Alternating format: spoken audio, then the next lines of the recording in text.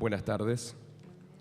Le damos la bienvenida a la charla organizada por la Facultad de Periodismo y Comunicación Social de la Universidad Nacional de La Plata, en conjunto con la Autoridad Federal de Servicios de Comunicación Audiovisual, Delegación Región Bahía Blanca, denominada Medios y Dictadura. La misma es de carácter informativo y tratará sobre el rol de la prensa durante la dictadura militar.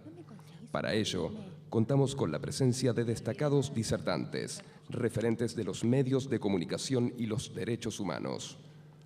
Le damos la bienvenida a la doctora Florencia Saintout, decana de la Facultad de Periodismo de la Universidad Nacional de La Plata. Mariana Moyano, periodista y docente de la Universidad de Buenos Aires, y Alejandra Santucho, representante de la agrupación Hijos Bahía Blanca.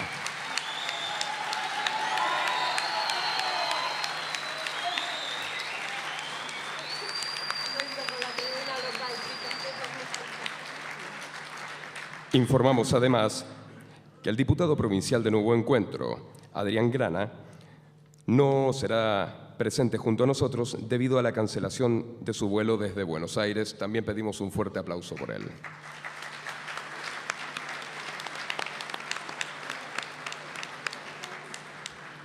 A continuación, leemos algunas adhesiones que nos han hecho llegar por esta charla de Medios y Dictadura.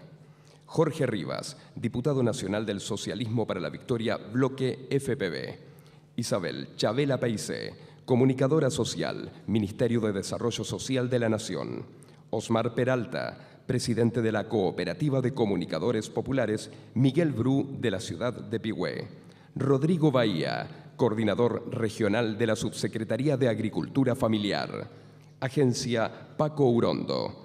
Red por la Identidad de Abuelas de Plaza de Mayo, filial Bahía Blanca. Stella Caloni, periodista, escritora. La Subsecretaría de Derechos Humanos de la Universidad Nacional del Sur. Tati Almeida, representante de las Madres de Plaza de Mayo, línea fundadora a través de Hijos Bahía Blanca. Eduardo Hidalgo, secretario general, Asamblea Permanente por los Derechos Humanos de Bahía Blanca. Ricardo Forster, el periodista Pablo Yonto, a través de Hijos Bahía Blanca. Hugo Cañón, copresidente de la Comisión Provincial por la Memoria, a través de Hijos Bahía Blanca. Espacio Universitario Nacional y Popular, EUNP, y diputada nacional Adriana Puigros. A continuación, leeremos una carta que nos ha hecho llegar el presidente de la Autoridad Federal de Servicios de Comunicación Audiovisual, doctor Martín Sabatella. Tucumán, 24 de abril del 2014. Señor delegado del AFCA, Bahía Blanca. Autoridades de la Universidad Nacional de Bahía Blanca. Estimada decana de la Facultad de Periodismo. Estimados y estimadas panelistas. Por la presente, quiero hacerles llegar mi saludo y mi satisfacción por la organización de esta charla sobre medios y dictadura. Sin dudas, la construcción del nuevo paradigma comunicacional, inaugurado con la implementación de la Ley de Servicios de Comunicación Audiovisual, demanda una mirada reflexiva acerca del rol que muchos medios han tenido a lo largo de nuestra historia, y en particular durante la larga noche de la dictadura. Muchos de los medios que hoy resisten la aplicación del marco normativo elaborado, debatido y aprobado en democracia, crecieron al amparo de la dictadura y en complicidad con los represores. Por eso, lejos de ser un debate antiguo, estas reflexiones tienen la contemporaneidad de los protagonistas y resultan imprescindibles para una verdadera democratización de la palabra. Escribo estas líneas desde Tucumán, donde lanzamos una nueva línea de subsidios para proyectos audiovisuales comunitarios de frontera y de pueblos originarios, en el marco de la aplicación integral de la ley y del apoyo al surgimiento y la consolidación de nuevas voces. Es emocionante recorrer el país y encontrarnos con todos los nuevos actores que crecieron y se fortalecieron con la democracia y con esta nueva norma, en claro contraste con los grupos hegemónicos, cuyo desarrollo más importante se dio de la mano de los dictadores y el decreto Ley de Videla y Martínez de Hoz. Conmueve asistir a lo que significa para un pueblo o una ciudad de cualquier provincia del país escuchar en los medios sus propias tonadas, ver a sus vecinos y tener acceso a lo que pasa en el mundo y en el país, pero también en su provincia y en su barrio. Quiero enviarles desde aquí un fuerte abrazo y mi deseo de que actividades como esta, que tienen lugar aquí en Bahía Blanca, redunden en mejorar aún más la aplicación de la ley en todo el país. Con afecto, Martín Sabatella, presidente AFSCA.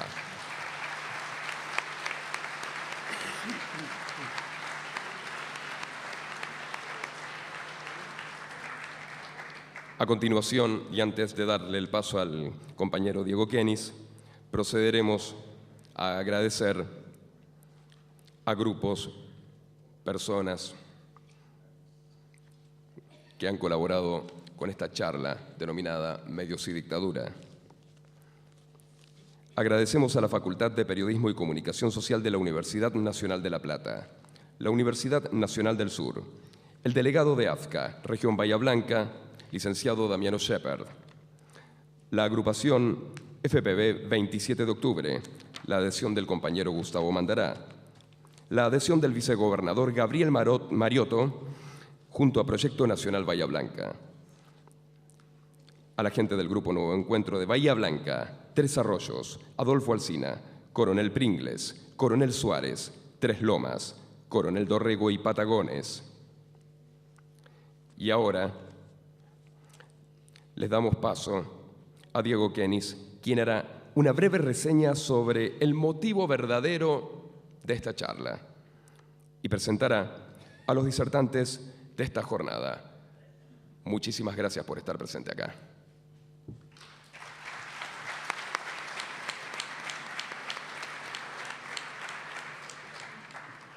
Bueno, buenas tardes. Muy breve intervención, nada más que para trazar 2 o 3 líneas que marcan, que hacen un poco el marco en el que se va a desarrollar esta charla. Seguramente algunas de las cosas van a ser retomadas por las panelistas de hoy. Todos sabemos aquí en Bahía Blanca, pero es bueno recordar lo que ha ocurrido hoy, forma parte de uno de los hitos en una lucha histórica de los organismos de derechos humanos y de miembros también del Poder Judicial, como el fiscal Cañón, como la Cámara Federal, que en su momento también dictó y se convirtió en emblema a nivel nacional, dictando la inconstitucionalidad de las leyes del perdón. Lo que vivimos hoy es quizás llegar al nervio central de lo que fue la dictadura en Bahía Blanca, el diario La Nueva Provincia y puntualmente la persona de Vicente Massot, que es el único superviviente de su grupo directivo, del grupo de socios que en ese momento compartía la matriz societaria de La Nueva Provincia junto con su madre y con su hermano Federico Massot, quien es quien hoy da nombre a la Comisión de Premios de ADEPA, que es una de las entidades que ha salido a mostrarse muy preocupada por la convocatoria a los estrados judiciales de Vicente Massot. Se citan a ellos mismos, en definitiva, ¿no? Se citan a sí mismos todo el tiempo. Decía, lo que se vivió hoy fue un hito histórico, la presentación de Vicente Massot, la segunda ante un estrado judicial, en este caso no ya a brindar una declaración espontánea, como la define el Código Procesal Penal, sino a responder preguntas. Eligió responder preguntas de un juez, no quiso responder preguntas de los fiscales que lo acusaron, los doctores Nevia y Palazani, pero tuvo que responder ante las preguntas de un juez de la democracia, lo cual no es poco y menos aún en Bahía Blanca. Y por otro lado, bueno, venimos también de vivir otra jornada histórica que fue el allanamiento en el diario La Nueva Provincia, un allanamiento que no solamente tiene un componente simbólico muy importante, sino también ha aportado, según ha trascendido, según pudimos saber, material probatorio que refuerza las acusaciones de los fiscales. Y bueno, ante esas acusaciones ha comenzado a rendir cuentas después de casi 40 años Vicente Massot. Es constitutivo de la identidad de Bahía Blanca en las últimas 4 décadas de Bahía Blanca y de la región, por su preeminencia, por su hegemonía. El diario es el único diario de una amplia región.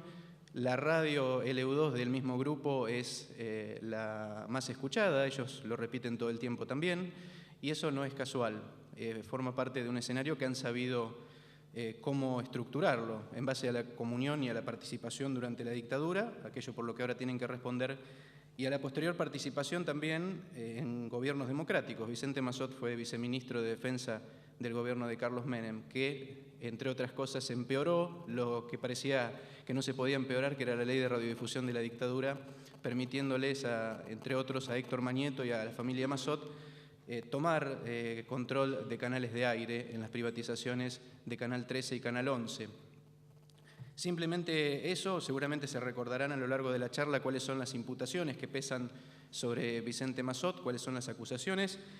Tienen que ver, y hoy tuvimos novedades sobre la acusación que refiere a los secuestros y homicidios de los obreros gráficos y delegados sindicales Enrique Enrich y Miguel Ángel Loyola.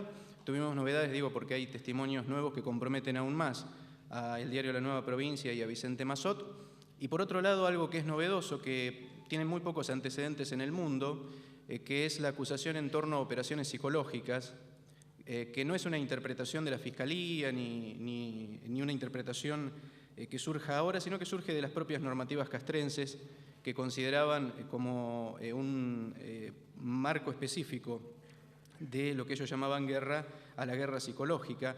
Lo dice muy claro incluso el represor Macera en su alegato del juicio de las juntas. Estaban en ese lugar no por haber perdido la guerra de las armas, dice él, sino la guerra psicológica. Bueno, esa guerra psicológica, como la llaman ellos, es a la cual ha hecho aportes sustanciales, esenciales, como dice la acusación de los fiscales, el diario de Vicente Massot, que en ese momento, insisto, era dueño, no solamente era el hijo de la dueña, era dueño también. Simplemente eso para trazar el marco en el que se desarrollarán, mejor dicho, las intervenciones de las panelistas, y paso a presentarlas y a cederles la palabra. Alejandra Santucho, bueno, todos la conocemos, es local aquí, es compañera de la agrupación Hijos Regional Bahía Blanca.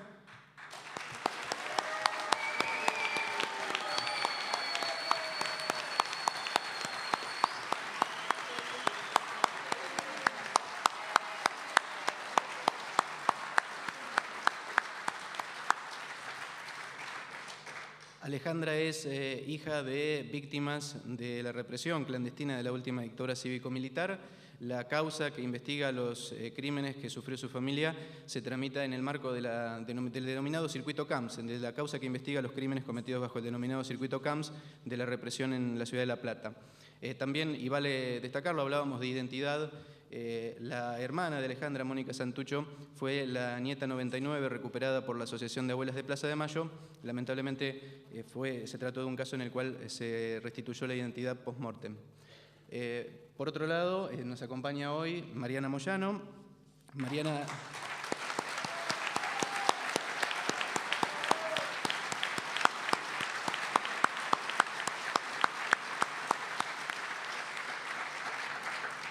Mariana es periodista y es docente de la carrera de Ciencias de la Comunicación de la Facultad de Ciencias Sociales de la Universidad de Buenos Aires. Se desempeña, bueno, la hemos visto, la hemos leído y escuchado en medios gráficos, radiales y televisivos, como por ejemplo Canal 7, la televisión pública, el programa 678 y Radio Nacional. Y también nos acompaña hoy la doctora Florencia Santut.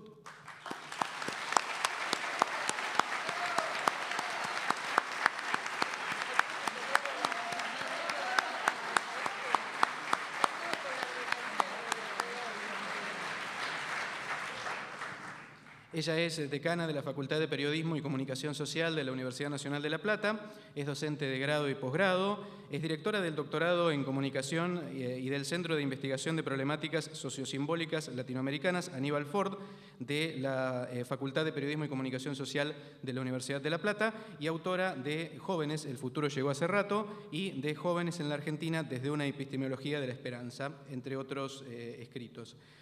Sin más que decirles y agradeciéndoles por su presencia, le cedo la palabra a la primera de nuestras panelistas, la compañera Alejandra Santucho. ¿No la van a aplaudir otra vez? No, por favor. Por favor. Bueno, buenas tardes a todos. Primero que nada, quería agradecer en nombre mío y de mis compañeros de la agrupación Hijos la invitación a las autoridades del AFCA por participar de esta charla, por poder expresar un poco la palabra local, un poco lo que pensamos, lo que podemos decir desde acá, desde esta bahía. Seguramente me van a faltar muchas cosas por decir. Espero poder decir, aunque sea lo que he pensado, lo que hemos tratado con nuestros compañeros, ¿no? Cuando nos juntamos con mis compañeros a charlar sobre qué era importante poder dejar en esta charla, bueno, lo primero que surge realmente, nos surge a todos, es pensar en el día de hoy. Pensábamos, bueno, ya habríamos pasado la mañana ahí contra las vallas, esperando que Massot entre, que Massot salga, y poder tener la oportunidad de vivenciar este momento histórico que bueno, que a veces pareciera como que no sé si se toma la exacta dimensión que tiene este momento, ¿no? No por repetido es menos cierto, lo decimos cada vez que podemos. Si unos años atrás nos preguntaban si creíamos que esto iba a ser, decíamos que ni loco.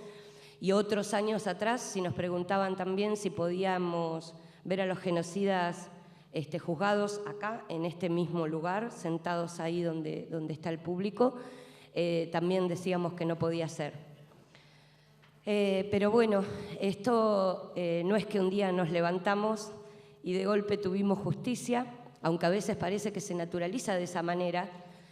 Si algo tenemos y hemos aprendido de quienes nos preceden, es tener siempre memoria justamente en eso, ¿no? De los que nos precedieron.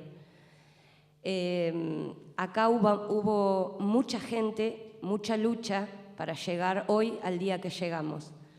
Particularmente en lo local hubo gente que le llevó la vida, y esto literalmente, esta lucha le llevó la vida.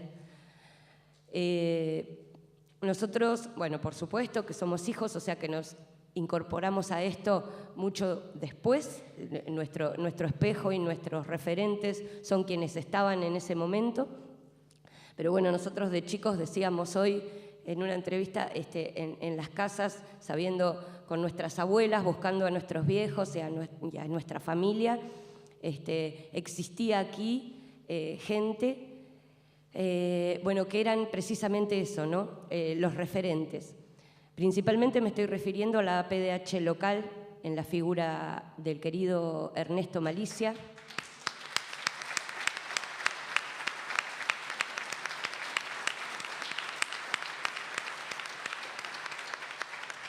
La figura del querido Ernesto Malicia, que en casa, yo le contaba hoy a las chicas, en casa era el hombre de los derechos humanos, ¿no? Mi abuela se refería a él como el hombre de los derechos humanos. Por supuesto también la figura de Eduardo Hidalgo, a la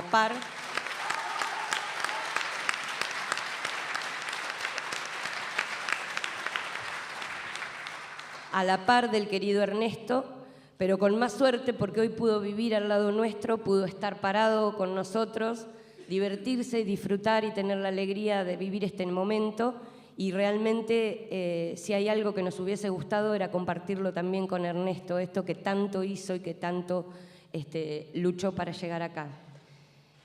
Por supuesto, bueno, hubo mucha más gente, esto es personal de los hijos que nosotros tenemos la referencia de la APDH. Hubo mucha más gente, la APDH de Neuquén, con la figura de Noemí Labrune, una batalladora incansable que la hemos visto.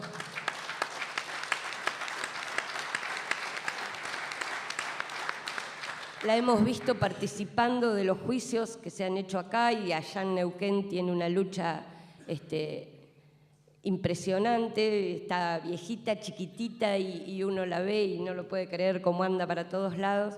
Bueno, esas son gente que para nosotros nos han marcado el camino, que nos han dicho por dónde había que ir, ¿no? Esperemos estar a la altura de lo que nos han enseñado y marcado. Y todo eso también, toda la lucha por parte de los organismos y de la gente que trabajó tanto desde fuera de la justicia, no podría haberse llevado a cabo tampoco sin un sector de la justicia en esta bahía tan difícil, donde siempre nos quejamos que los jueces son amigos de los genocidas, que los jueces son cómplices, que los jueces los apañan, ¿no? Que es cierto en parte, tenemos algunos, pero también hay otra parte de la justicia. Hemos tenido jueces impecables, como por ejemplo el doctor Cotter,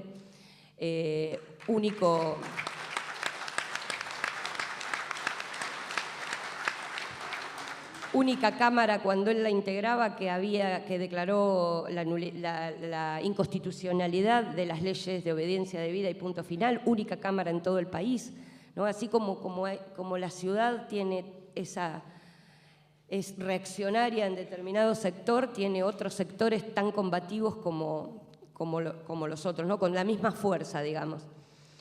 Y bueno, y ni hablar de las fiscalías, que nosotros ahora que recorremos por ahí con los compañeros diferentes juicios que nos tocan de acuerdo a los lugares donde pasaron las cosas, por más que, como decía Diego, bueno, mi causa gira en La Plata, pero nosotros éramos de acá de Bahía Blanca, otra compañera también de La Plata, como andamos por el país en diferentes juicios, también descubrimos que por ahí no en todos lados tienen la misma suerte que hemos tenido nosotros. Acá hemos tenido una fiscalía excepcional desde el principio con el doctor Hugo Omar Cañón.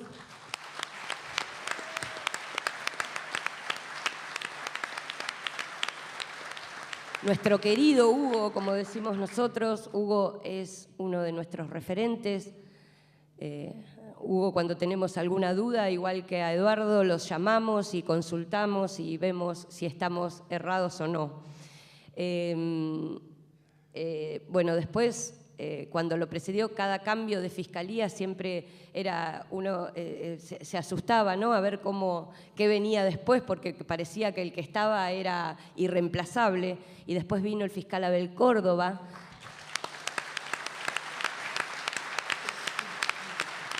También una persona excelente y un excelente profesional. Y luego, ahora, los chicos, esto entre cariñosamente, pero bueno, los fiscales que tenemos en este momento, el doctor Nevia y el doctor Palazani, que realmente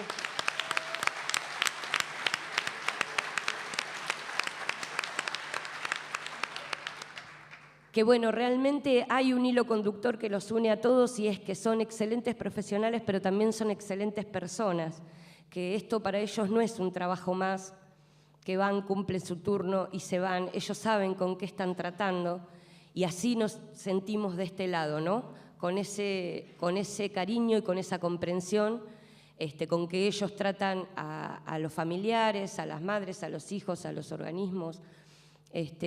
Así que bueno, la verdad que eso es algo totalmente rescatable para nosotros en una bahía que siempre se habla de lo difícil que sin duda lo es, y lo seguirá siendo, pero bueno, queríamos rescatar esto, ¿no? No llegamos acá por obra y gracia de nada, sino por mucha lucha. Y esa lucha de nada hubiera servido si en un determinado momento un presidente como el compañero Néstor Kirchner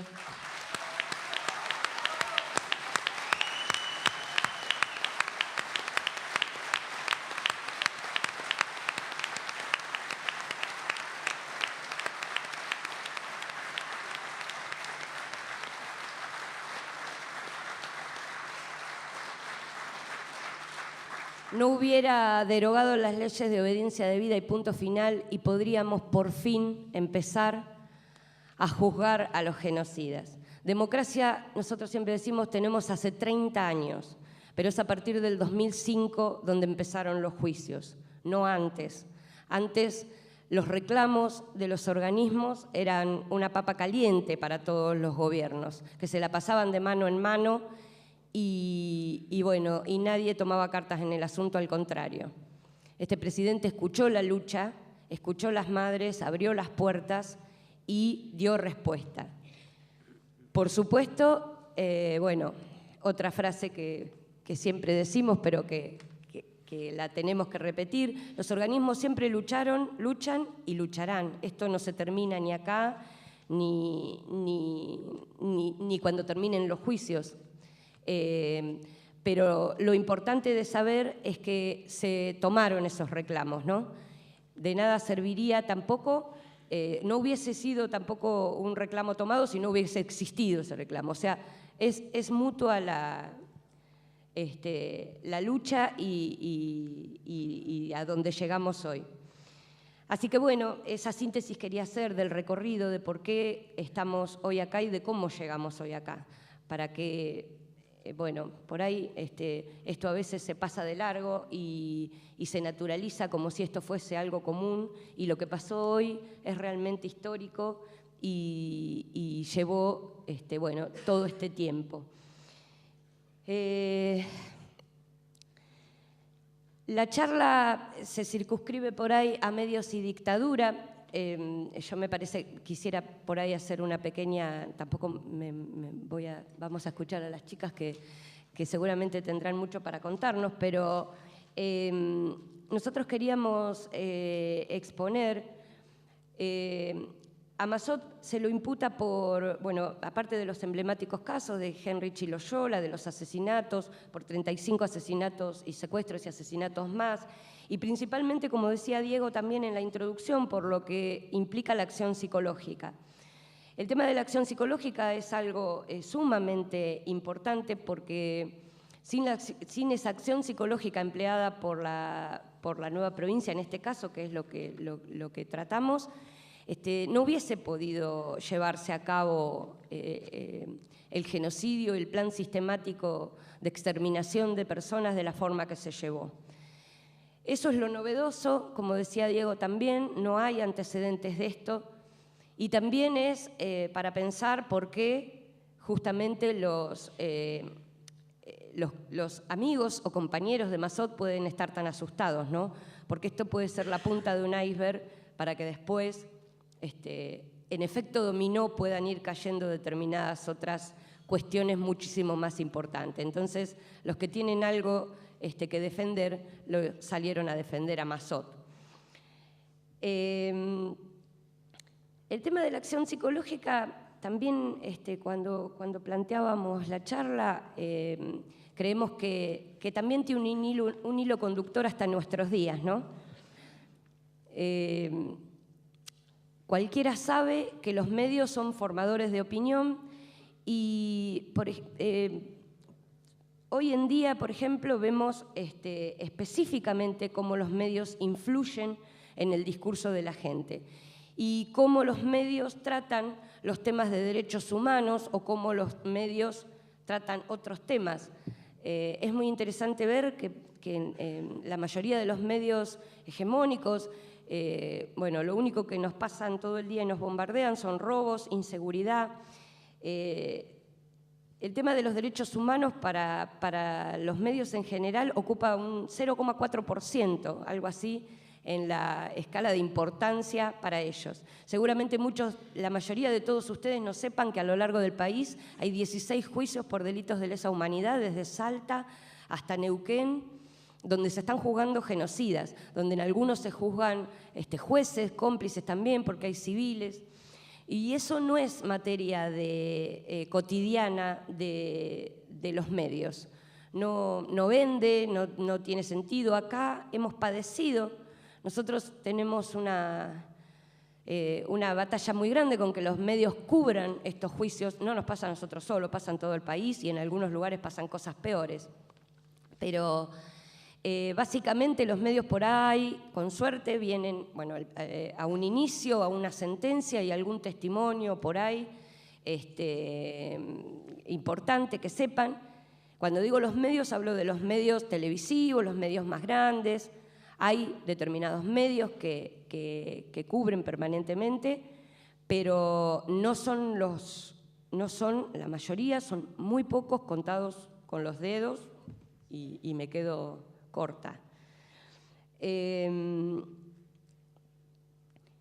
Eso tiene un correlato también, que también nos pareció importante dejar en claro en esta charla. Nosotros, por cómo cubren los juicios solamente no, sino por cómo acompañan también a los organismos de derechos humanos. Nosotros en Bahía Blanca, específicamente los organismos de derechos humanos, nos hemos manifestado abiertamente a favor de la política de derechos humanos de este gobierno. Por supuesto, eso no es gratuito, y menos en este último tiempo, donde todo es detractor a todo lo que tenga que ver y lo que venga del gobierno nacional. Entonces, bueno, últimamente lo que vemos también es eso, que, bueno, un ninguneo por algunos medios de lo que tenga que ver con lo que nosotros tenemos para decir y con lo que nosotros hacemos, y específicamente es un ninguneo o una falta de cubrir, una falta de atención, que tiene que ver específicamente con lo político también, ¿no? Esto no nos pasa tampoco a nosotros solos. Esto lo dijo Estela no hace mucho, hace muy poco, pero bueno, por ahí para Capital y para Buenos Aires es mucho más fácil porque hay otro tipo de medios y hay más, lo pueden ver de otra manera. Acá es mucho más difícil y más notable. Y cuando digo político en todo sentido, porque también puede haber medios que cubran, pero si políticamente no están de acuerdo con nuestro posicionamiento, también invisibilizan lo que nosotros tenemos para decir. Así que bueno, eso más o menos era lo que queríamos. Cuando, por ahí para continuar con esto, ¿no? Mientras, porque esto es importante, cuando nosotros no habíamos asumido una actitud política como organismos de derechos humanos y frente a la sociedad, bueno, estaba todo bien porque, bueno, éramos las pobres víctimas, que se podía lucrar con el dolor, con el amarillismo, de qué te pasó, o cuando uno asume una posición, bueno, ya queda parado por ahí en otro lugar. Siempre igualmente nunca fue fácil, ni los medios ni nada en esta ciudad. Así que bueno, tampoco nos asombra esto y tampoco creemos que vaya a ser fácil en el futuro. Como decía, creo que va a seguir siendo difícil, pero lo bueno es que como ya, ya se vivió tanto difícil, no nos va a asombrar, digamos, ni nos va a asustar lo que pueda llegar a venir, ¿no? Nosotros, bueno, nos queremos quedar con lo positivo. Lo positivo es que hoy estamos parados donde estamos, hoy asistimos a la indagatoria de Mazot. Esperemos que siga. Ya es muchísimo que un juez de Bahía Blanca haya llegado, de Bahía Blanca, acuérdense que para tener juicios tuvimos que recurrir a un tribunal foráneo. El tribunal que tenemos acá juzgando genocidas son los 3 jueces de afuera. Ningún juez de acá quería juzgar a los genocidas. Hubo que salir a buscar afuera jueces. Entonces es muy importante lo que pasó hoy. Yo diría, al decir de Eduardo Hidalgo hoy, que nos decía, es más importante que una sentencia, que la sentencia que hemos tenido, lo que pasó hoy, ¿no? Para tomar dimensión. Así que bueno, nada, por ahí era eso lo que queríamos dejar planteado desde nuestro lugar, y por ahí dejar a las chicas que escucharlas y aprender también de lo que puedan contarnos, ¿no? Bueno, muchas gracias.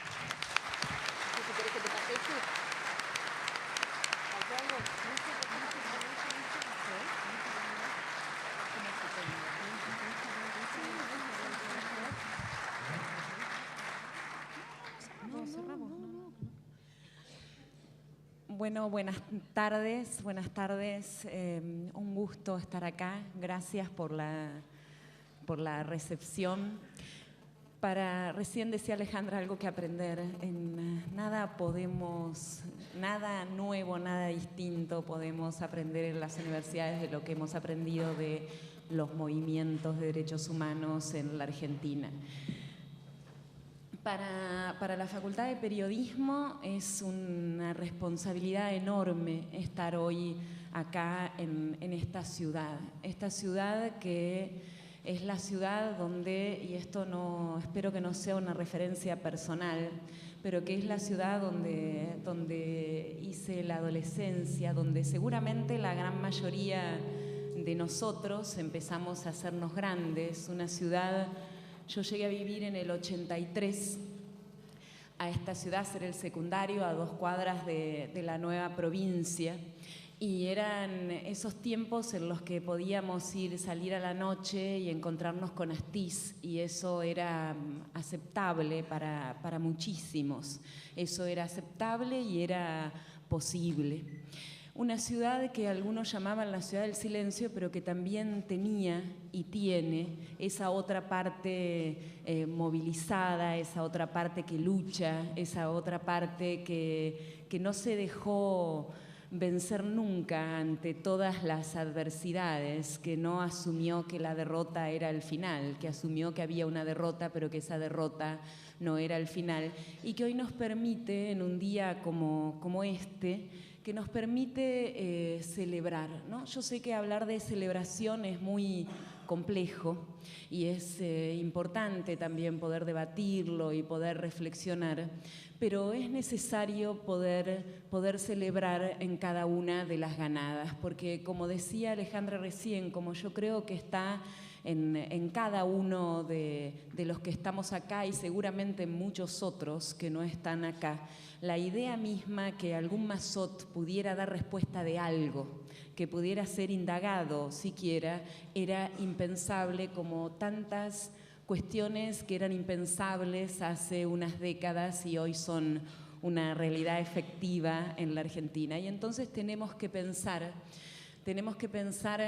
en esta idea de poder, ¿cómo no vamos a festejar esto con la complejidad, con las perplejidades que la idea de festejo nos puede generar? ¿Cómo no vamos a pensar que hay una dimensión de la alegría en esto que está sucediendo?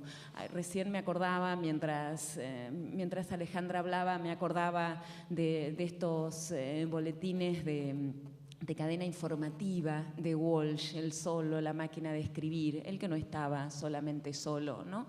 Pero esta idea de sienta la satisfacción de un acto de libertad, hágalo circular, cuente esto que está pasando en uno de los momentos más adversos, más terribles, más siniestros, hágalo circular y sienta la satisfacción de un acto de libertad. Hoy, entonces, como homenaje a todos los compañeros caídos, a todos los compañeros que están en cada uno de los nuevos compañeros que se están sumando a la lucha, porque hoy estaban presentes los compañeros de Oyola, de Henrich, pero también estaba presente una generación, la generación de mis padres, estaban presentes las generaciones nuevas, los compañeros nuevos de Levita, los compañeros nuevos de la Cámpora, por supuesto, los compañeros de hijos, los compañeros y las compañeras. Y entonces, bueno, en homenaje a todos los que somos esas mujeres, en homenaje a todos los que lucharon, hoy en primer lugar quiero decir que tenemos que habilitarnos a la alegría. En segundo lugar, la mesa de hoy está, yo creo que es un hecho político, que no es que tenemos que desarrollar un tema y dar una conferencia en relación a un tema. Esto no es un tema, por supuesto que también es un tema académico, pero no es un tema puramente académico. Y es importante también decirlo en este lugar, en esta universidad, que además ha sido una universidad tan golpeada, ¿no? O sea, tan duramente golpeada, pero decirlo además en esta sede, en este rectorado donde se leyó la sentencia a los represores, donde muchos dieron testimonio de los horrores más tremendos en búsqueda de la justicia. Y es necesario decir que las universidades nunca son, esta es otra mentira más, ¿no? Como trataron de decirnos que los medios de comunicación son neutrales, que tienen que reflejar la realidad, claro, un tipo de realidad que ellos definen asumen como tal, también nos intentan decir, nos intentan hacer creer que las universidades no tienen que tomar posición, que la autonomía universitaria tiene que ver con la no toma de posición. Y eso no solamente es falso, sino que además es absolutamente interesado. La autonomía nunca puede ser una coartada para no comprometerse. Entonces, en este lugar, esta convocatoria es por supuesto académico, porque lo académico es profundamente político, y cuando la posición no se dice, cuando la posición se esconde, generalmente la posición es de derecha, no es que no hay ningún tipo de posición, es también hoy un hecho político esto que nos convoca a reunirnos acá. Es un homenaje, es un hecho político que nos permite pensar una vez más algo que seguramente todos ya sabemos, esto que ya sabemos. Hay, entre paréntesis, yo diría, ¿cuántas veces todo eso que sabemos queda suspendido en algún lugar y es necesaria la inmensa voluntad política de muchos para que ese saber realmente vuelva a hacerse común y vuelva a hacerse público, ¿no? Es decir, desde siempre, desde que está la nueva provincia, o podríamos decir incluso antes de la dictadura, sabíamos que la nueva provincia, que los Mazot eran un poder siniestro, sabíamos qué era lo que hacían. Hay todavía seguramente cuestiones a saber, a seguir buscando, a seguir hilvanando, pero eso lo sabíamos. Hoy además sabemos que es posible la justicia, que es posible, que hay un camino que es posible, y esto lo sabemos por todo lo que viene sucediendo durante estos años. Entonces decía, este es un momento donde tal vez reafirmar esos lugares que sabemos. Y una cuestión que sabemos es que los medios no son solamente instrumentos, que los medios nunca han sido solamente instrumentos o solamente técnicas, que las técnicas incluso, si habláramos de técnicas, que las técnicas siempre son sociales antes que técnicas, que nunca son esas herramientas que no tienen nada que ver con la historia, ni con la cultura, ni con su tiempo. Y durante la dictadura, en unas relaciones que por supuesto se iban amasando previamente, los medios de comunicación, o ciertos medios y cierto periodismo, porque nunca nos tenemos que olvidar de aquellos medios y esos periodistas que resistieron. La lista de periodistas desaparecidos en la Argentina da cuenta de ellos, que resistieron en actos más o menos heroicos, que resistieron dando la vida o que resistieron no estando en aquellos lugares en que parecía que era la única posibilidad de estar. En ese lugar, entonces, y haciendo esta aclaración, es necesario decir que los medios actuaron, los medios más poderosos, actuaron como a manera de sistema, incluso sin que esto significara siempre acuerdos explícitos, actuaron claramente de manera sistemática y actuaron no solamente como socios más o menos comprometidos o como la idea del cómplice, y no estoy hablando del lenguaje legal que desconozco, pero la idea del cómplice nos remite muchas veces a este que no tiene tanta responsabilidad, que no es tan responsable, que no es autor. No solamente actuaron como sistema, sino que además actuaron como autores del gran crimen. Tienen responsabilidades con el gran crimen en Argentina y con sus consecuencias hasta el día de hoy. Solamente para señalar muy rápidamente, pero solamente con pensar en el comunicado de ADEPA con respecto a la indagatoria de hoy, de hace muy pocos días, podemos dar cuenta de eso, ¿no? O sea, no es que hay una responsabilidad criminal, no es que hay responsabilidad con el asesinato y con la tortura, no es que hay responsabilidad con la propaganda negra, sino que simplemente se trata de venganza, de persecución para aquellos que piensan distinto, ¿no? O sea, este comunicado de ADEPA muestra claramente la actuación sistemática. No fue solamente la nueva provincia, no fueron solamente los Mazot. solamente con pensar en, por ejemplo, la editorial Atlántida, ¿no? O sea, el papel tremendo de la editorial Atlántida. Hay un libro, hay muchísimo escrito, por supuesto, pero hay un libro que yo creo que es paradigmático, justamente algo que voy a mencionar y que hace muy poquitito estaba pensando si lo escuché o lo leí, creo que lo leí, que la leía Mariana Moyano diciéndolo. Hay un libro que es el libro Decíamos ayer, de Blanstein y Subieta, donde para el 89, fíjense en qué año, para el 89, hace una documentación muy precisa de lo que a principios de los 80 se había llamado en otro libro La prensa canalla, y hace una documentación muy precisa del papel jugado por la editorial Atlántida, con nombres, con apellidos, con los nombres de aquellos, como por ejemplo Chiche Heblum, que parece alguien tan banal, ¿no? O sea, que en realidad es un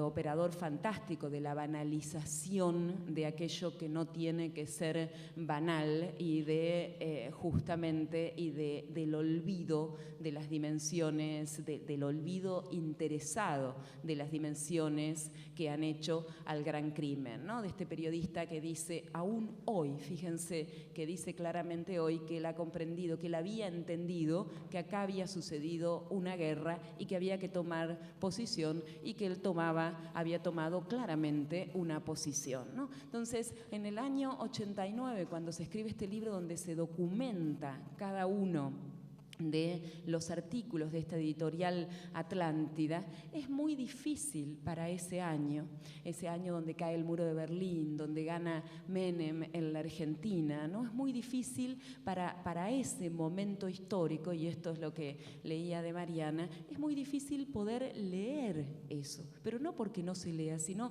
es muy difícil el efecto político de ese saber que existe en ese momento. ¿Por qué?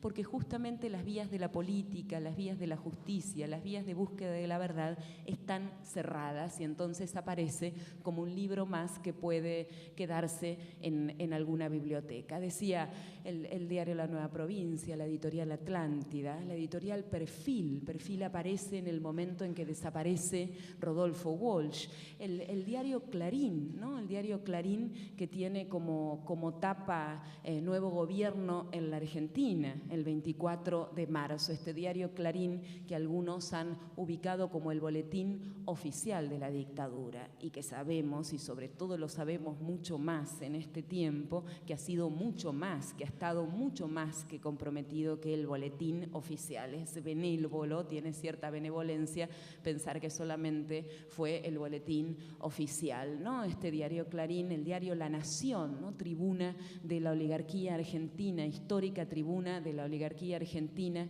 que en todo caso, cuando hace alguna crítica a la dictadura, la hace porque no son lo suficientemente feroces, ¿no? O sea, que no van tan a fondo como se supone que deberían ir en su proyecto económico. De la misma manera que acá los Mazot, ¿no? Esto forma parte, fíjense que yo, no sé, esto se puede reconstruir fácilmente en las editoriales, se puede ir reconstruyendo, pero esto yo creo que forma parte de cierto saber común, ¿no? Esta idea de, hoy le preguntaba a un compañero que había trabajado durante muchos años en la Nueva Provincia, ¿no? Y le decía, ¿esto era verdad? Esto de que aparecían en los talleres, ¿no? O sea, que aparecían y que planteaban, ¿no? Que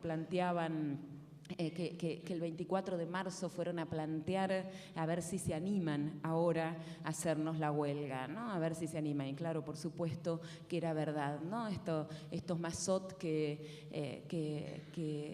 todos sabemos, ¿no? Que pedían que se fuera por mucho más, que en todo caso si tenían alguna diferencia, como señalaba recién, era con los que ellos creían que eran los cagones, y los cagones eran los que no asesinaban lo suficiente, los que no torturaban lo suficiente. Esto ha sido la Nueva Provincia. Entonces los medios actuaron siempre y actúan como sistema. Esto es importante entenderlo para no creer que el demonio, que el mal desaparece si se juzga la nueva provincia y que se termina ahí. Por supuesto que unos conjuros contra esos demonios aparecen si se juzga. Claro que sí, por eso estamos acá, por eso tantas de nuestras luchas. Pero no son solamente la nueva provincia. Frente a la creencia interesada de este otro periodismo y de estas otras empresas de medios que quieren aislar la nueva provincia para que vayan por ellos, pero no por ellos mismos, para que vayan por la nueva provincia, pero protegerse. Frente a esa creencia aislada, nosotros tenemos que recorrer el camino inverso, ver las articulaciones, ver las posibilidades, ver cuánto es que jugaron, seguir buscando información, seguir construyendo información, seguir construyendo verdad para la justicia. Además, estos medios son autores del crimen, son autores del gran crimen, no son solamente cómplices, porque nada de lo que aquí sucedió hubiera sido posible sin una creencia más o menos generalizada, pero sin una creencia fuerte de que había un sector de la población que había que exterminar. Es decir, ninguna práctica sobre los cuerpos, sin una violencia, es posible sin una dimensión simbólica que la legitime. Y en este sentido, los medios han actuado claramente como maquinarias culturales. Los medios, sabemos, no son instrumentos, pero los medios no son solamente empresas. Los medios no son solamente empresas con intereses económicos, que también los tienen, sino que además los medios no son cualquier tipo de empresas. Es decir, no hacen zapatos, no hacen heladeras, sino que los medios producen cultura, producen sentido, son maquinarias de producción de sentido. No son los únicos que producen sentido, ¿no? Por supuesto que no, si no hoy no estaríamos acá juntos, ¿no? No estaríamos celebrando lo que celebramos, no estaríamos yendo por mucho más, pero producen sentido. Y en esta vía es que los medios de comunicación actuaron en la gestión del terror, en la gestión del miedo, a través de mecanismos primero claramente de desinformación. Ellos, los paladines de la libertad de expresión, de la información, esta libertad que cuando les viene bien es lo único que existe, y cuando les viene mal, como les vino mal a los Mazot, si no me equivoco fue Vicente Mazot el que reconfirmó, el que defendió que la dictadura que en la dictadura existiera censura, porque con los acontecimientos que se estaba viviendo era necesario la censura, ¿no? Entonces, estos medios actuaron construyendo lo que algunos llamaron la propaganda negra, la cultura del exterminio, a través de mecanismos de desinformación, a través de mecanismos de censura y a través de mecanismos de construcción, de invención, pero no invención como creación, sino invención como mentira, como falsamiento, está bien dicho, de falsear, de hacer falsa la verdad, de impugnar la verdad. Seguramente Mariana tiene varios ejemplos, muchos de ustedes los conocerán, yo no me los acuerdo todos de memoria, pero todos sabemos que no solamente La Nueva Provincia, pero que La Nueva Provincia publicó información arrancada de las sesiones de tortura, que La Nueva Provincia, junto a muchos otros medios, fraguaron noticias poniendo, por ejemplo, estoy pensando en las noticias cómo viven los subversivos que se han arrepentido, y entonces trasladando a aquellos compañeros que estaban en los campos de concentración, ¿no? Pintándolos como a Telma Jaras de cabeza, ¿no? O sea, la madre de un subversivo arrepentido, sacándolos de los campos de concentración y haciéndoles decir algo que no decían. cómo es que construyeron una idea que sigue estando de alguna manera y de perversas maneras presentes en nuestra sociedad, la idea de los enfrentamientos, la idea de los enfrentamientos, ¿no?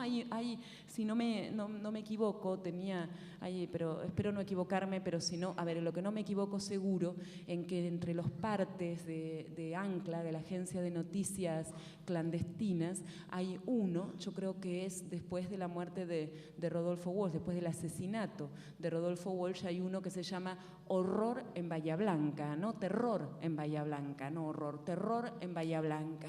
Y ahí no solamente se cuenta, bueno, todo esto que no se estaba contando en ningún otro medio, no solamente no en la Nueva Provincia, como hasta el momento se han revisado la casi totalidad de las casas en la ciudad, como población que apoyaba la lucha, ha dejado de apoyar por el terror, ¿no? Por el terror, la gestión del terror, y cuentan, ¿no? O sea, y claramente cuentan cómo la muerte por lo que ellos llaman enfrentamientos, el asesinato por lo que ellos llaman enfrentamiento, está adquiriendo dimensiones muy altas con respecto incluso a otras ciudades en Bahía Blanca. Entonces decía, los medios actuaron entonces construyendo este terror a partir de estos mecanismos, la desinformación, la mentira, la clara mentira, la invención de situaciones y por supuesto, quitándole la palabra no solamente a las víctimas directas, sino quitándole la palabra a todo el pueblo argentino, apropiándose de una palabra pública, reduciendo la palabra pública a una cuestión meramente empresarial. En segundo o en tercer lugar, ¿no? Además de ser sistemas, además de actuar gestionando el miedo, gestionando el terror. Fíjense ustedes que el miedo es una respuesta que que podríamos pensar todos los humanos y los no humanos, pero no vamos a entrar en otras especies. Los humanos todos sentimos miedo en algún momento. Y el miedo parece que es propio, que es individual, lo sentimos en el cuerpo, ¿no? Se nos eriza la piel, nos hacemos pis del miedo, sentimos que el miedo es tan propio y es tan individual y sin embargo que es tan natural, podríamos decir. Todos los humanos tenemos miedo y sin embargo el miedo, no todos los miedos han sido los mismos a lo largo de la historia, las diferentes culturas. Los miedos se crean históricamente, se crean socialmente, se crean en las relaciones de fuerza y en las relaciones de sentidos de las sociedades y se transmiten culturalmente. Y ante maquinarias especializadas en la creación de sentido, en la creación de cultura, estos medios fueron y yo creo que siguen siendo los principales gestores del terror con diferentes nombres a lo largo de las décadas y especialmente en la dictadura, ¿no? Con todas sus reminiscencias y con todo su efecto en el presente. Además, los medios actuaron, ¿no? Los medios como autores de ese crimen que tuvo como gran objetivo la miseria planificada de grandes mayorías para el enriquecimiento de muy pocos, que tuvo como objetivo la aniquilación, la destrucción de proyectos políticos emancipadores. Como autores de ese crimen, los medios trabajaron especialmente en la destrucción de lo público, en la destrucción del espacio de todas y de todas. Por eso a mí nunca deja de emocionarme cuando escucho a nuestra presidenta y más allá de todos los intentos de banalización que hacen tipos, por ejemplo, como La Nata, tan infames, ¿no? No dejo de emocionarme con esta alusión al todos y al todas, ¿no? Esta permanente convocatoria al espacio de todos y de todas y con este maravilloso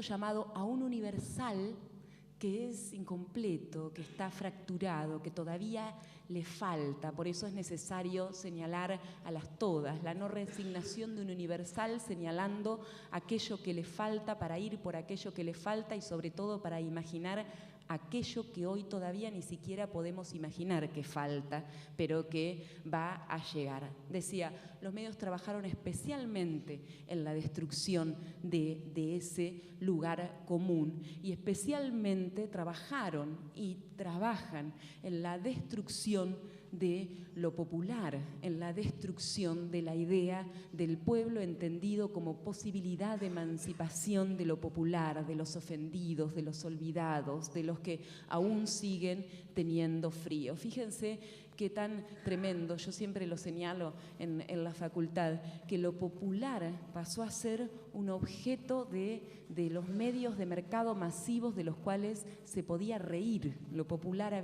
era posible reírse de lo popular. Cuando lo popular aparecía era para reírse, era para banalizarlo. Y cuando lo popular aparecía en las unidades académicas, cuando aparecía, por ejemplo, en las carreras de las ciencias sociales, era para preguntarse si lo popular podía hablar. Ahí hay un libro, ¿no? Un libro paradigmático de las ciencias sociales, de la táctica y de la resistencia, esas que asumen que todo se ha descuartizado y que lo único que queda es resistir con R muy chiquita y, si es posible, encerrado mirando televisión, donde se habla de lo popular relacionado con la idea de la belleza, pero de la belleza del muerto, ¿no? Frente a esta pregunta, ¿podrá ser que lo popular pueda hablar? ¿No? Fíjense hasta qué lugar. Y finalmente, lo señalé, finalmente los medios hicieron posible, construyeron, fueron moldeando, ¿no? Como coautores, vamos a compartir la autoría, como coautores, como autores junto a los capitales económicos, junto a intereses claramente políticos de la derecha, como autores de la derecha siniestra, como parte. ¿Por qué la Nueva Provincia defendió como defendió el proyecto de la dictadura y siguió defendiendo a la derecha? Porque es su propio proyecto. No ni siquiera porque estén pagados, porque sean empleados, sino porque es su propio proyecto. Y desde ahí contribuyeron claramente a la idea de que había algunos, a moldear esta idea de que había algunos cuyas vidas ni siquiera merecían ser lloradas porque no eran consideradas vidas, que había algunos que podían ser exterminados, que algunos podían ser masacrados, que podían ser asesinados, que podían ser torturados, que a estos otros, ¿no? Que a estos otros que son muchos otros, estos otros se los podía exterminar. Y fíjense que esta idea, permanece como parte del terror en diferentes figuras, como memoria residual, ¿no? Como esta memoria, como este pasado que es presente, no como este pasado que recordamos.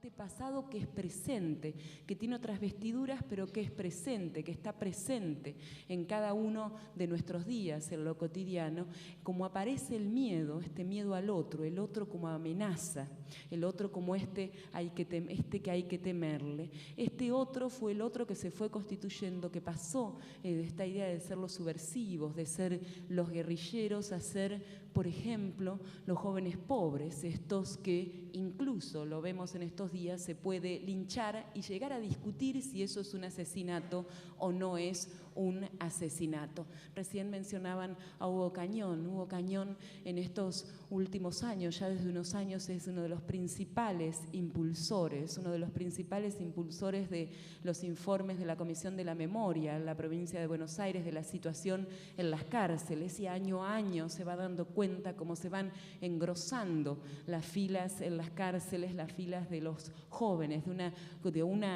una población carcelaria fundamentalmente marcada por su condición de juventud y por su condición de clase, ¿no? O sea, por su condición de clase y por su condición de oscuridad, también, para decirlo de una manera provocadora.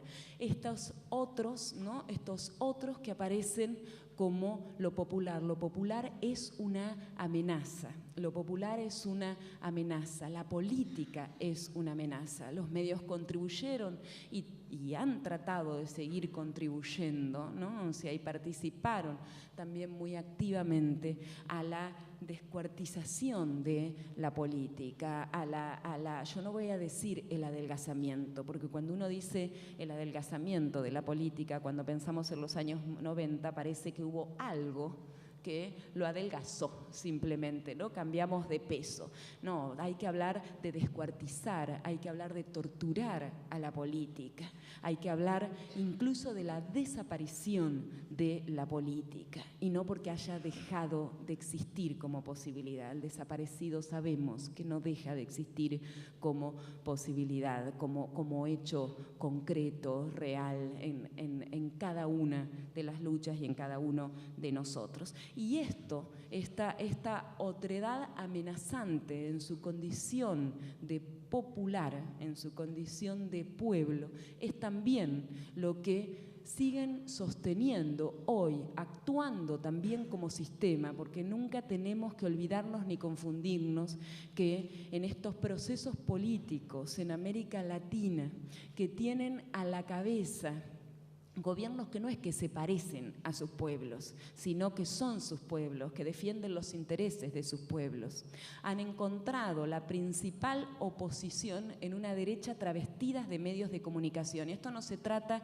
de conflictos entre un periodista y un presidente, sino que se tratan de conflictos centrales entre la izquierda y entre la derecha. Se tratan de conflictos centrales entre las oligarquías y entre los pueblos. Esta memoria del otro como aquel que hay que aniquilar en un afán de solución final, el otro como lo popular y como el pueblo, es lo que sigue estando presente de maneras, por supuesto, muy golpeadas. Cuando tenemos fiscales tan valientes, porque la verdad a mí no me queda otra palabra como los que tenemos, por ejemplo, acá.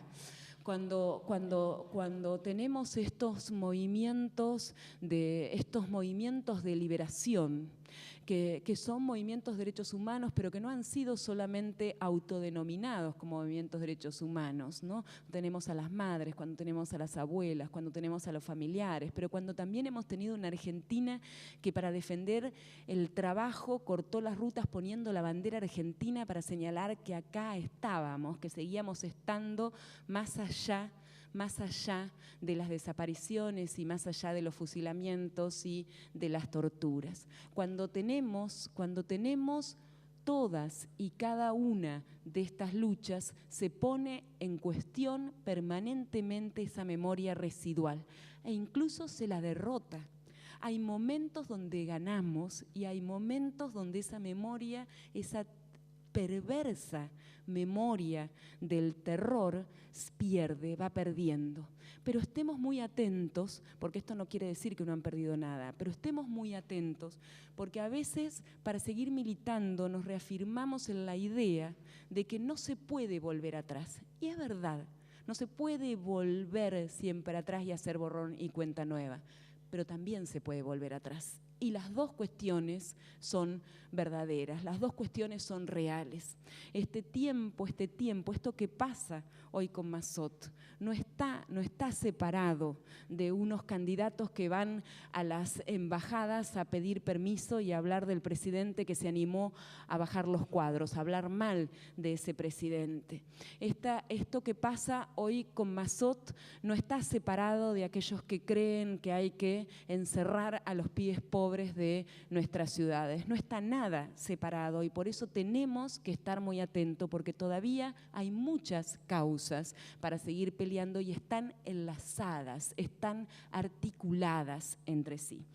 Y para cerrar, quiero decir que un proceso como el que se está llevando acá en la ciudad de Bahía Blanca, que tiene correlatos incluso en otros lugares, en los juicios de lesa humanidad empiezan cada vez más, o hay oídos para escuchar cada vez más aquellos elementos que hablan de las complicidades civiles, de las complicidades eclesiásticas, incluso y particularmente en este encuentro de las complicidades mediáticas. Entonces estamos en un momento, en este juicio y particularmente en este caso, ¿no? O sea, cuando hablamos de Mazot, estamos en un camino por todo lo recorrido y por todo lo hecho. Y en esto me sumo claramente a las palabras de Alejandra, que son las palabras de tantos y de tantos. Esto no salió de la nada, no llegamos acá porque sí.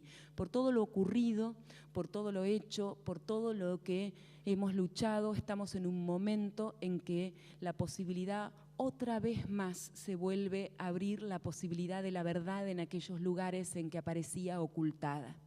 Porque fíjense que la verdad, luego de la dictadura, no solamente se va a decir que se adelgaza, sino que entra en cuestionamiento la idea misma de que la verdad no tiene sentido, que no tiene sentido hablar de ella porque la verdad ha desaparecido. Y esto sucede por dos caminos donde los medios también ocupan un lugar central, los medios y el periodismo. Por un lado hay un camino que es el camino de esta idea de la diversidad. Babel deja de ser un castigo, ¿no? Y se celebra esta idea de que la historia se ha muerto, de que ya nadie más lucha y que entonces estamos frente a infinitos juegos del lenguaje, a infinitas interpretaciones del mundo y de que de lo que se trata es de tolerar unas a otras porque todas son relativas. No hay verdad porque todas son relativas, incluso puede ser relativa la idea de que hubo torturas y desapariciones. Esto puede ser relativo, un gran camino de desacreditación de la idea de la verdad. Y el otro camino, que parece ir por una vía inversa, pero confluye en el mismo sentido, es el de señalar que la única verdad es lo existente, por lo tanto, ¿para qué la vamos a problematizar? Desde los empirismos más agudos, ¿no? Desde esta idea en los medios de comunicación y en el periodista, que el periodista lo que tiene que hacer es dar cuenta del mundo que existe. Y el mundo que existe es ese que es inmodificable, ese que no va a ir a ningún lugar, ese que se presenta como verdad a la experiencia y que entonces no es necesario problematizarlo de ninguna manera, ni siquiera preguntando cuál es la posición del periodista que va a hablar de esa verdad. Por dos vías se llega a esta idea de que la verdad no existe más, de que la verdad no es necesaria. Y entonces, este es un momento absolutamente interesante para reafirmar la búsqueda de la verdad, para seguir pensando y construyendo y buscando y hurgando ¿cómo se llama técnicamente esto de ir? ¡Ay, se me borró! Ir a la nueva provincia, el allanamiento, ¿no? O sea, por esto justamente el allanamiento trae elementos que no estaban. Fíjense, cuando muchos decían, ¿qué van a encontrar después de tantos años? Aparecen elementos que no estaban. Este es un momento, entonces decía, de ir reconstruyendo esas otras verdades, de ir articulándolas, de ir a buscarlas, de escuchar cuando un represor, el jefe de inteligencia del batallón 601 en el juicio de La Cacha en La Plata, hace un mes, dice, nosotros no somos culpables de todo lo que ustedes nos están diciendo. Yo simplemente trabajaba con el diario El Día e íbamos a ver a las colas de los bancos, de los supermercados, a ver qué pensaban las amas de casa de lo que estaba pasando. Y el juez Rosángel le pregunta, pero entonces usted me está diciendo que hacían tareas de inteligencia con el diario El Día. No, eso no era inteligencia, era saber qué estaba pasando. Los diarios saben hacer esas cosas, escuchar esas verdades, articularlas pensando que no se trata solamente de medios, solamente de complicidades económicas, solamente de complicidades civiles o solamente de complicidades militares, sino que ir articulándolas, ir amasándolas para verdad, para la justicia, y para verdad, para la emancipación, para verdad, para la liberación.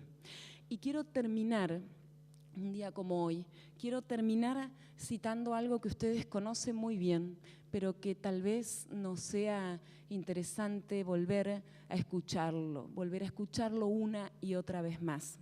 Rodolfo Walsh, en su carta a la Junta, en esta carta que seguramente todos los que estamos acá hemos leído, uno de los documentos más profundos del periodismo argentino, en esta carta donde va dando cuenta a un año de la dictadura, de las desapariciones, de la tortura, va dando cuenta incluso de lo que para él dice además en esta frase tan compleja: aún así este no es el peor crimen, dice, el peor crimen es el plan de miseria planificado. En esta carta que termina diciendo que sabe que lo van a ir a buscar, por supuesto lo van a buscar no solamente por esta carta, ¿no?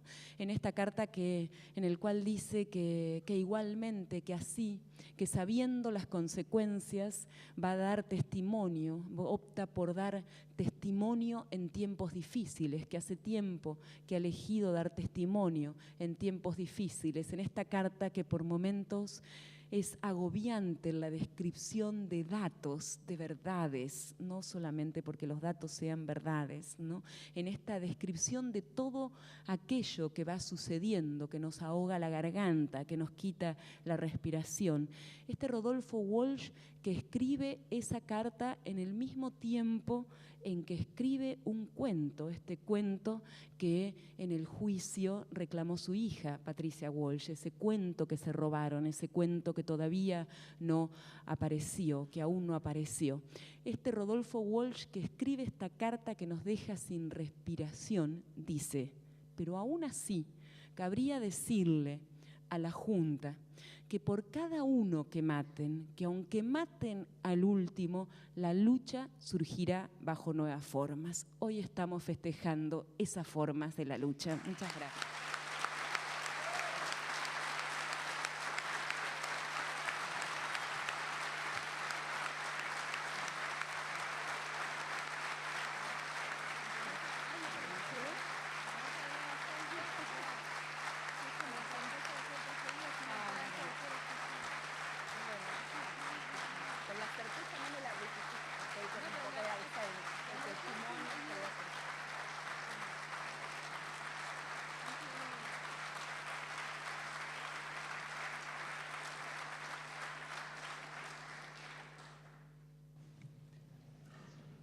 Bueno, buenas tardes a todos y todas. Hay que decir así porque si no te retan. No, lo primero que quiero decir es que primero agradecer muchísimo la locura de Florencia. Yo agradezco mucho que ella esté loca, completamente loca. Y agradecer a la gente del AFCA acá. Y en un mundo de tantas egolatrías y tan poca propensión a sentirse feliz por ser parte de algo más colectivo, yo lo que quiero agradecer especialmente es, se supone que cerrar una mesa es como un honor. Nunca entendí muy bien eso. Pero quiero agradecer que recién cuando Florencia empezara a hablar dijimos, no, pero cerramos, no, cerramos. Eso no es muy común. En general uno se muere por cerrar la mesa, insisto, no entiendo muy bien para qué, pero como que voy a tener la perlita que los demás. Al contrario, todo lo importante ya lo dijeron otros. Pero bueno, eso en el mundo de los egos pasa mucho, así que yo quiero agradecer que no haya habido como esa taradez de egos, ninguna, dijimos, no, yo... porque la organizadora, junto con la AFCA, es la Universidad de La Plata y Florencia no es que yo como organizadora cierro, lejos de eso. Alejandra podría haber dicho, escúchame, ¿me van a venir a correr a mí con la dictadura? Yo tengo que cerrar. No pasó en ningún momento. Acá no hay nadie del AFCA que se quiera llevar el chapón de la organización. Y acá sentados no están los fiscales, que creo que están allá. Y yo pido que les demos un aplauso infinito.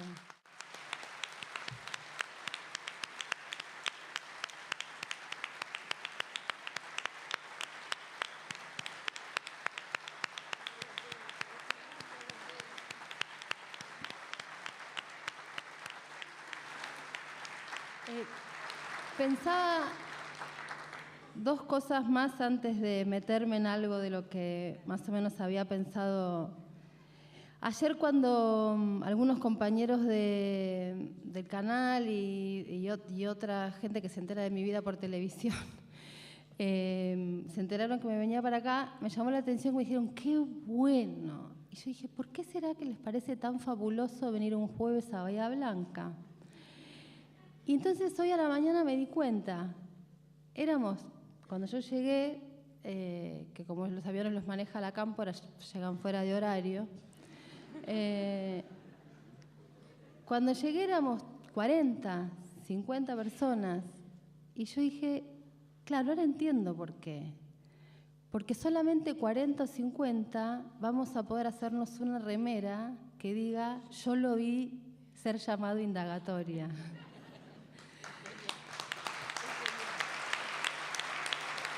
Me parece que ahí entendí por qué me habían dicho qué bueno. Y pensaba recién, pasaron dos cosas así, recién mientras Florencia hablaba. Una, antes de que ella lo citara, yo me había notado esta frase de Walsh, que se ve que su fantasma anda por acá dando vueltas, con la certeza de ser perseguido y sin la esperanza de ser escuchado, que es lo que él escribió en la carta. Me impresionó que fuéramos a la misma oración sin haberlo dialogado antes. Y pensaba también en las dos acepciones de la palabra allanar. Por un lado es bucear judicialmente, en este caso en los archivos y documentos de un diario, pero también allanar es liberar el camino. Así que me parece que algo de eso pasó en este allanamiento, ¿no? Hubo dos que encabezaron esto y me parece que le abrieron la puerta a muchos más para poder entrar a bucear, buscar cosas para que finalmente se nos libere el camino. No puedo tampoco evitar vincular que tanto los hijos durante los 90, la organización me refiero, como recién Florencia cuando hablaba, una parte de su militancia fue, obviamente, si no hay justicia hay escrache, de la denuncia pública, motorizar los juicios de la verdad y sostener a las que se iban poniendo más viejitas. Pero también fue contener a los pibes que andaban por ahí medio desperdigados, perdidos, porque en hijos, ustedes saben, militan pibes que no son hijos de desaparecidos, quiero decir. Un montón de pibes que no son hijos desaparecidos militan en la agrupación Hijos. Y yo siempre me hice esa pregunta. ¿Por qué? Bueno, porque evidentemente fue una organización que los pudo contener en momentos donde nada los contenía. Y me acordé también ahora que hay momentos en los cuales los fantasmas se ponen de acuerdo, que justamente uno de los protagonistas de esta pelea, que es Abel Córdoba, está hoy ocupándose de que los pibes que no tienen ningún grado de contención y que están en una cárcel no sean tan infinitamente maltratados. No es una casualidad que alguien pase de señalar con un dedo, y ahí voy a utilizar una frase muy académica de mi mamá, que es, lo hizo jugando al plata o mierda, porque si ustedes han leído tanto el alegato de Abel Córdoba como lo que después dijo el juez, iban por otro lado ese juicio y de él debe haber dicho, bueno, plata o mierda, que sea lo que tenga que ser y vamos. Y hoy está preocupado y escuchando testimonios que increíblemente van en la misma línea que los que él escuchó cuando estaba vinculado con juicios de lesa humanidad. Y me lleva esto a algo que yo no puedo evitar contarlo en algunas circunstancias donde me siento bastante cómoda, como es el caso de ahora. En el año 2009, cuando recién empezaba la discusión sobre la Ley de Servicios de Comunicación Audiovisual, me invitaron a dar una charla a la Universidad de Lanús, pero con un público que no era el estudiantado de la Universidad de Lanús, sino que la universidad funcionaba solamente como un espacio físico, una sede. Los que iban a ser miembros de ese auditorio eran vecinos de un barrio cerca de Lanús, un barrio de los más pobres del conurbano. Y yo no provengo de una familia pudiente, pero a mí nunca me faltó nada. Y uno se da cuenta cuando nunca le faltó nada, cuando al otro le falta, lo nota inmediatamente. Y empecé a hablar y yo veía mamás con 4 o 5 pibes chiquititos, y cuando una mamá lleva a los chicos a un lugar es porque no tiene con quién dejarlos, eso es ABC de cualquier mamá. Ropas muy, muy, muy gastadas. Y yo decía, ¿qué están haciendo estos acá? Si tienen millones de urgencias antes que escuchar a un imbécil hablar sobre algo que está en la luna. Entonces me interrumpí y dije, miren, discúlpenme, yo no entiendo muy bien por qué están ustedes acá. A mí esto me preocupa porque estudié en la facultad, hace 20 años que milito este tema. Pero ustedes, ¿por qué vinieron? ¿Qué es lo que les importa? Y del fondo de ese salón donde estábamos se para un pibe que respondía a todos y cada uno de los estereotipos de lo que es esa persona construida en gran parte por los medios de comunicación, de la cual nosotros cruzamos de vereda porque nos va a afanar. La gorrita, el pantalón más caído, el buzo grande, la capucha, ese gesto así como el cuello escondido entre los hombros. Y el pibe se para y dice, yo estoy acá porque estoy podrido de tener la culpa. Y este chico nos contó que iba a la escuela, o sea que evidentemente no llegaba a los 18, que después de la escuela trabajaba para ayudar en su casa, volvía a su casa a las 11 de la noche y se levantaba al día siguiente a las 6 de la mañana para ir a la escuela. O sea, un ejemplo. Pero el pibe era el que tenía la culpa. Y digo todo esto suelto porque a veces nos cuesta tomar real dimensión de qué es lo que está pasando acá. Digo, nos cuesta porque a mí me costó muchísimo en los medios donde trabajo, salvo en mi programa de radio que mío, mío, mío, mío, como la Ferrari de Carlitos, mía, mía, mía. Entonces digo lo que se me ocurre, no le pregunto nada a nadie. Pero en los otros lugares donde trabajo, donde tengo que formar parte de un circuito con otros colegas y compañeros y amigos y gente querida y que compartimos idearios y demás, me costó mucho transmitir lo que implicaba que estemos hablando de acción psicológica. Mucho, meses, quiero decir. Y en parte yo podría decir, bueno, es que no entienden nada, son un ejército de estúpidos. Pero la verdad es que yo creo que tiene que ver con que la gran operatoria de los medios de comunicación del inicio de la última dictadura, no de las anteriores, de la última dictadura para acá, ha sido que nos lotearon la cabeza.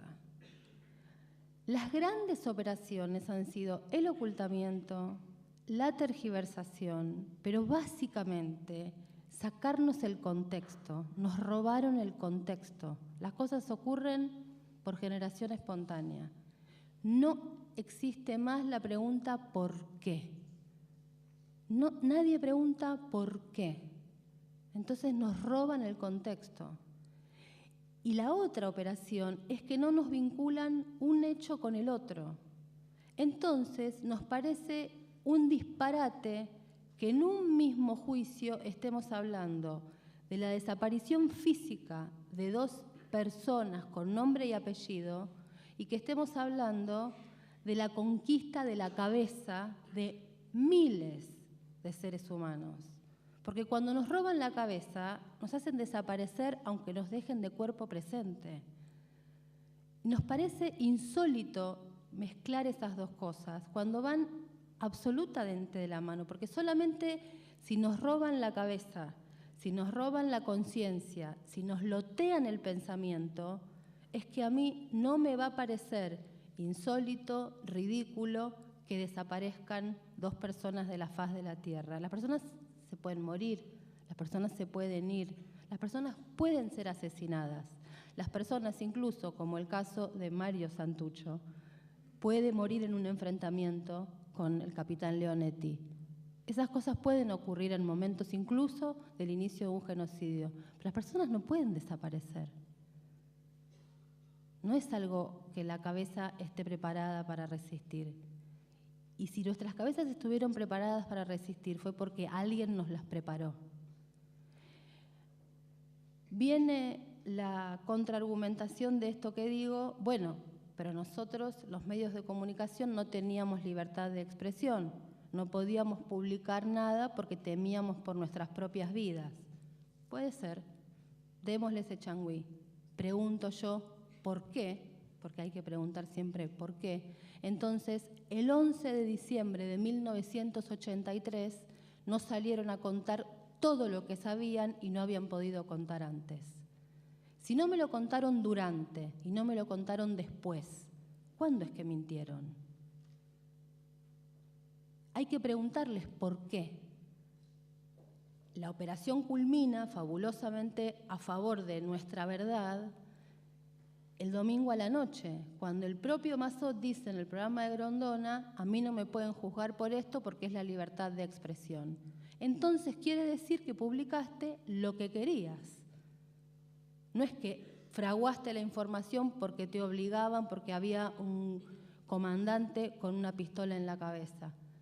Pusiste lo que querías, esa fue tu libertad, entonces tuviste la libertad. ¿Cómo es que alguien tiene libertad durante una dictadura? ¿Por qué? ¿Qué fue lo que ocurrió ahí? ¿Cuál es la operación? Preguntando por qué, empezamos a... Es como cuando uno discute un tema tan de moda ahora, lamentablemente mal, como es la cuestión del narcotráfico. Uno puede empezar tirando el piolín del pibe tranza, del último de los barrios del conurbano bonaerense, o puede tirar del piolín del lavado del dinero. Por los dos se llega a lo mismo. Claro, uno es empezar por el más débil. Si uno tira del lavado de dinero, tira del piolín del más poderoso. Entonces, hablar de acción psicológica ahora es estar hablando del piolín del más poderoso.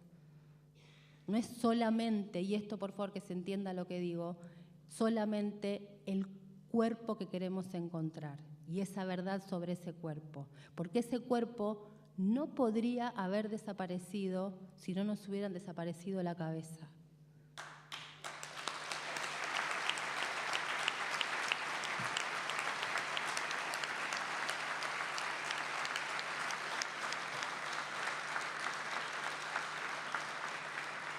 Y esto que estoy diciendo, insisto, no me quiero poner en maestrita ciruela, pero hay 3 datos que nos permiten entender que no es un disparate de 3 fiscales locos que bajaron de Marte un día y dijeron, bueno, pintó acción psicológica, vamos. Hay antecedentes internacionales, 2 por lo menos que estén a mano. Uno tiene que ver con un medio de comunicación que funcionó como lugar de propaganda durante la Alemania nazi y otro con un medio de comunicación de Ruanda. Y el tribunal que juzga a ese medio de comunicación por el caso de Ruanda dice quiero leerlo textual porque es por la manipulación de la conciencia. Se lo juzga por instigación directa y pública a cometer genocidio y por manipular las conciencias. O sea, está tipificado, si es que así se dice, como un delito. Pero además, como si no alcanzara con eso, hay un poderosísimo libro de una investigadora británica que se puso a trabajar la labor de la CIA durante la Guerra Fría. Y en ese libro está contado lo que es público, que a mí me parece eso es lo más maravilloso de este momento que estamos viviendo, que no es que estamos terminando de encontrar el último de los documentos secretos debajo de un cofre, que ahí también aparecen un montón de cosas, pero uno que no puede acceder a ese documento que está dentro de un cofre, simplemente con leer papeles viejos, llegamos a tremendas verdades. En una conferencia de prensa, o sea, en ningún lugar secreto, el entonces presidente Eisenhower de los Estados Unidos, en plena Guerra Fría, dijo: no se asusten si hablo de guerra psicológica. Una buena propaganda es tanto o más necesaria a veces que la fuerza aérea. El presidente de los Estados Unidos de Norteamérica en plena Guerra Fría en una conferencia de prensa. Bueno, si tiene cola de perro, 4 patas, ladra y se caga en la vereda, es un perro. No hay mucha vuelta que darle. Seguimos discutiendo, pero es un perro, ¿sí? Entonces, acción psicológica, decía Mazot. ¿Qué es eso? ¿Qué es eso? Ponía. Yo, de todos modos, quiero decir sobre. A mí hay una. Lo he dicho, no sé, con toda la gente con la que hablé hoy.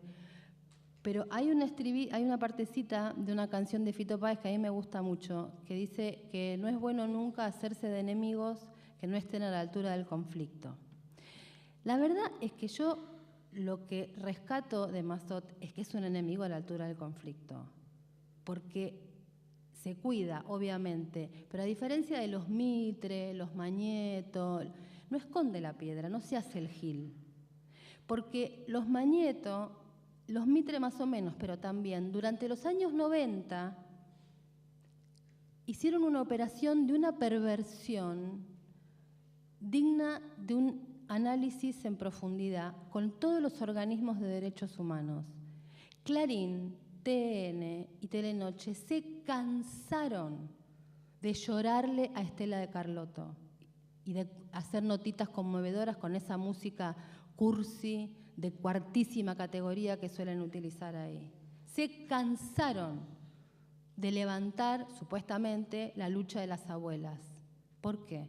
Porque las abuelas eran inofensivas en los 90, porque no había contexto. Como nos habían robado el contexto, entonces podíamos hasta levantar a las abuelas de Plaza de Mayo en pleno Grupo Clarín. El problema siempre es cuando uno pregunta por qué. Y cuando uno pregunta por qué, o averigua o se pone a militar. No hay mucha más vuelta. Y cuando aparece la pregunta del por qué y aparece el contexto, vuelve la política. En la República Argentina a nosotros nos dijeron, estamos ganando. La televisión pública, en ese momento llamada ATC, y la revista de mayor tirada de la Argentina nos dijeron que durante Malvinas estamos ganando. ¿Saben cuánto duró la pregunta furiosa de la República Argentina preguntando por qué nos mintieron? Un día. Un día. El día de furia después de cuando supimos de lo que había pasado en las islas, que yo recuerdo perfectamente esa imagen, aunque era chica, de la gente que estaba en Plaza de Mayo tratando de tumbar el camión de exteriores de ATC, porque claro, había sido el lugar donde la mentira había sido propalada con una vehemencia pocas veces vista. Y después pareció como que nunca más. Obviamente, ¿ahí qué pasó después de la dictadura? Ellos, los medios, se cubrieron muy bien, supieron exactamente dónde ubicarse y se quedaron a un costadito, esperando que la política volviera a caer. Y cuando la política cayó y fue, como decía Florencia, puesta en todas las situaciones de humillación posible, ahí volvieron ellos. No es casual que en el año 2001 las pintadas de la Avenida de Mayo en la ciudad de Buenos Aires, 19 y 20 y todos esos días, decían apagá la tele y salí a la calle, y el eslogan de un canal de televisión era quédate en casa viendo la tele. No es una casualidad, eso se llama acción psicológica, ahora, pero también es lo mismo, es quédate en casa. Y en todo caso, si vas a protestar, al Congreso, a la Casa de Gobierno, porque como dijo Chabrán, a mí que me saquen una foto es como que me peguen un tiro. El poder económico no puede tener cara, no puede tener nombre, no puede tener lugar físico, no puede tener historia, no puede tener absolutamente nada, porque no se pueden permitir que los veamos. Por eso digo, la imagen de hoy, yo lo vi ser llamado indagatoria, porque lo vimos a él y lo que representa.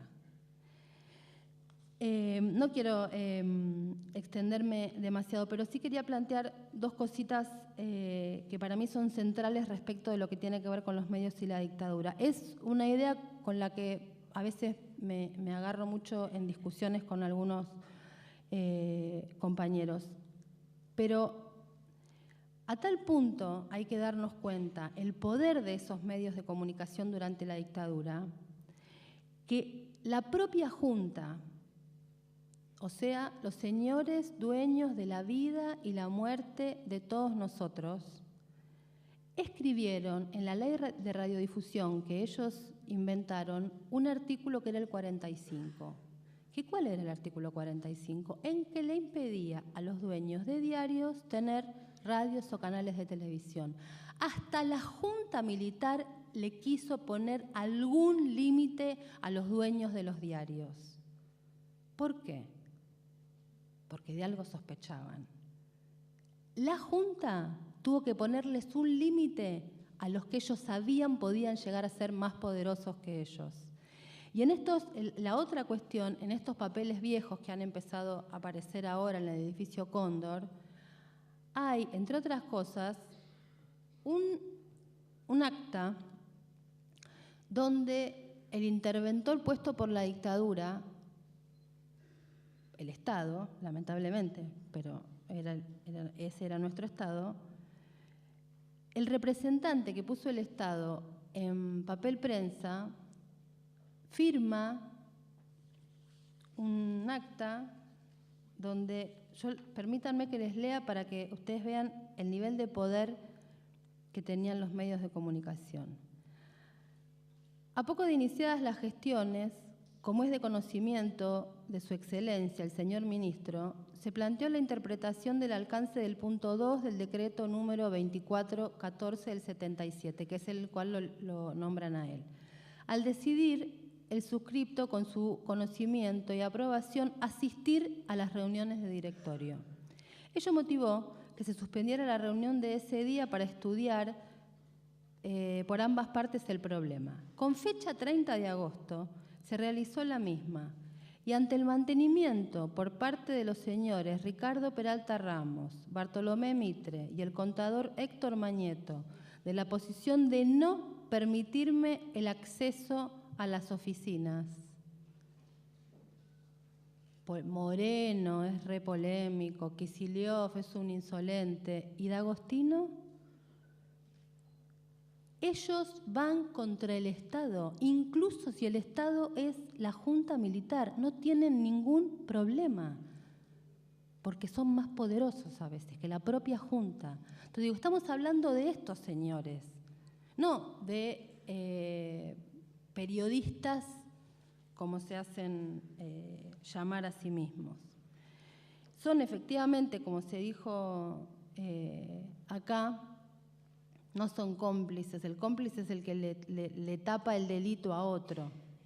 Son socios.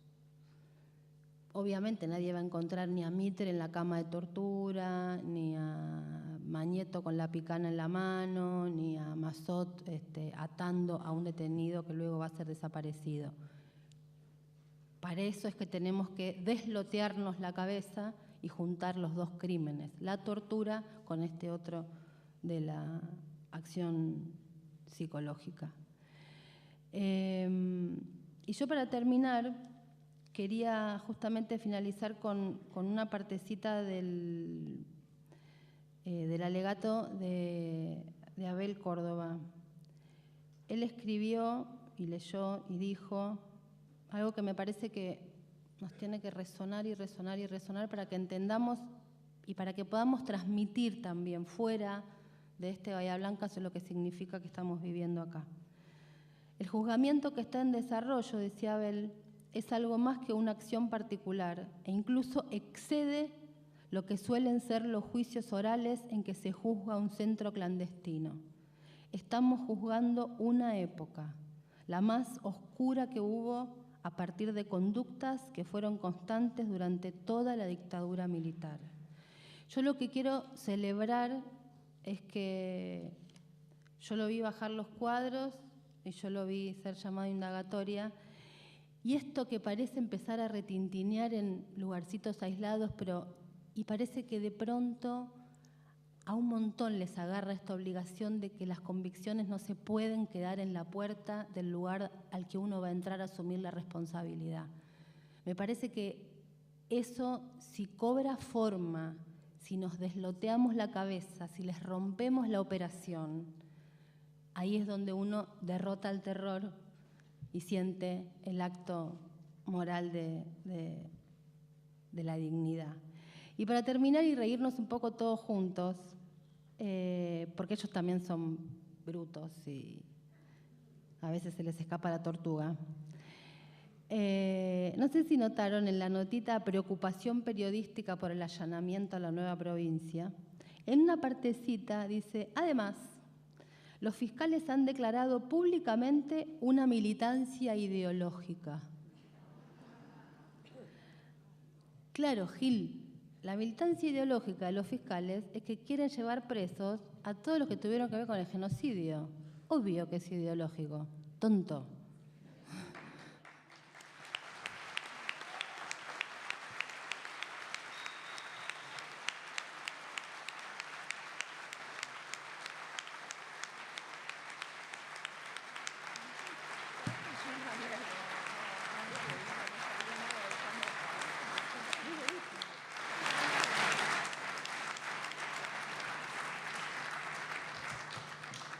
¿Militancia ideológica dice?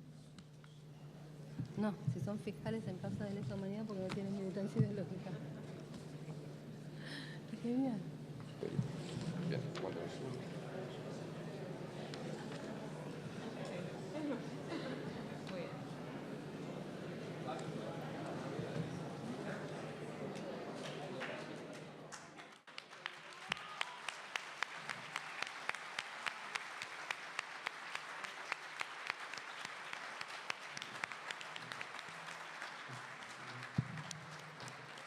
disertaron Alejandra Santucho, Florencia Saintout, María Moyano.